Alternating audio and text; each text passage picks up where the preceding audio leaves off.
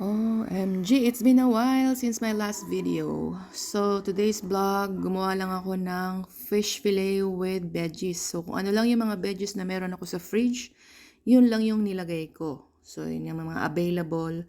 So, yung ginawa ko, pinilay ko lang yung fish. Nilagyan ko ng egg, tsaka ng flour. And then, pinried ko lang siya. Pinirito ko lang siya. And then, naglagay na ako ng butter sa kawali. And then, ginisa ko na yung sibuyas.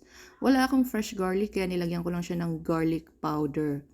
And meron din ako dyang oyster sauce tsaka soy sauce with cornstarch. Then, nilagyan ko ng water para pampalapot.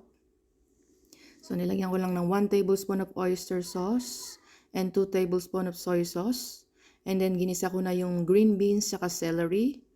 And then, after 2 minutes, nilagyan ko ng water. Nilagay ko na yung carrots at nilagay ko na yung fish fillet. So, tamang-tama ito for this Lenten season.